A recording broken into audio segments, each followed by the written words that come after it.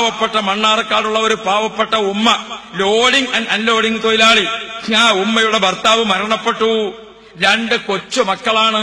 ആ 2 കൊച്ചു മക്കളെയും കൂട്ടിക്കൊണ്ട് ബഹുമാനപ്പെട്ട AP ഉസ്താദ് താമസിക്കുന്ന മർക്കസിന്റെ ബാക്കിലെ റൂമിൽ വന്നിട്ട് കുട്ടികൾ കരയുന്നു, ഉമ്മയും കരയുന്നു. ഉസ്താദ് ചോദിച്ചു, ആരാണത്?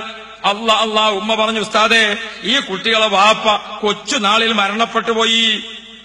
ഈ കൊച്ചു കുട്ടികളായി മരണപ്പെട്ടുപോയി. എനിക്കിവരെ പോറ്റാൻ കഴിയുന്നില്ല. ഞാനൊരു ചെറ്റ കുടിലിലാണ് മണ്ണാർക്കാട് താമസിക്കുന്നത്.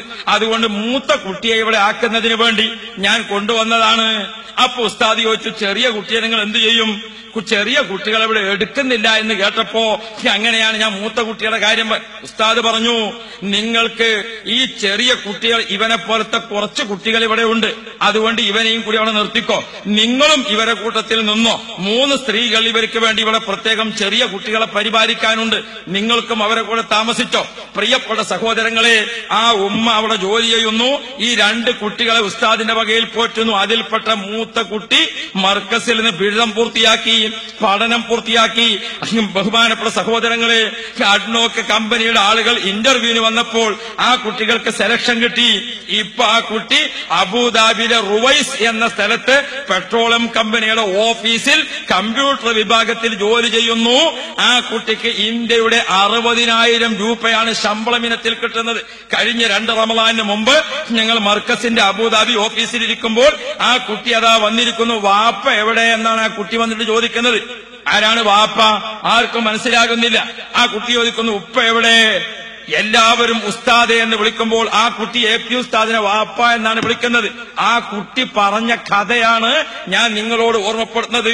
കൊച്ചു മക്കളാകുമ്പോ ഞങ്ങൾക്ക് കുപ്പായിടാനും പാന്റ് ധരിക്കാനും അറിയാത്ത കാലത്ത് ഞങ്ങൾ മർക്കസിൽ പോയി ചേർന്നതാണ്. ഞങ്ങൾക്ക് കൊച്ചുനാളിലെ കണ്ടുവരുന്ന പിതാവ് AP ഉസ്താദാണ്. എനിക്ക് AP ഉസ്താദാണ് എന്നെ പഠിപ്പിച്ചത്, എന്നെ പോറ്റിയത്. ഉസ്താദാണ് എനിക്ക് വിസ തന്നത്. എന്റെ ആദ്യത്തെ ശമ്പളം കയ്യിൽ കിട്ടിയപ്പോൾ ഉപ്പ ഇവിടെ ഉണ്ടെന്ന് കേട്ടപ്പോ ഞാനത് ഉപ്പയെ ഏൽപ്പിക്കാൻ വേണ്ടി വന്നതാണ്. ഓ പ്രിയപ്പെട്ട സഹോദര, ആയിരക്കണക്കിന് കുഞ്ഞുങ്ങൾക്ക് പഠനത്തോടൊപ്പം അവരെ കുടുംബത്തിന്റെ ജോലി, അവരെ കുടുംബത്തെ പോറ്റാൻ ജോലിയും നേടിക്കൊടുത്ത ഒരു നേതാവ്, ഒരു പണ്ഡിതൻ. പ്രിയപ്പെട്ട സഹോദരന്മാരെ, ഒരു പ്രസ്ഥാനം, ഒരു സ്ഥാപനം, അത് മർക്കസും AP ഉസ്താദുമല്ലാതെ ആരെയാണ് നിങ്ങൾക്ക് പറയാനുള്ളത്? അള്ളാഹു അവിടത്തേക്ക് ദീർഘായുസ് കൊടുക്കട്ടെ. പ്രിയപ്പെട്ട മുഅ്മിനുകളെ, ഇവിടെ എത്ര കുട്ടികൾക്ക് നമ്മൾ കൊടുക്കുന്ന? 4 കുട്ടികൾ, 5 കുട്ടികൾ.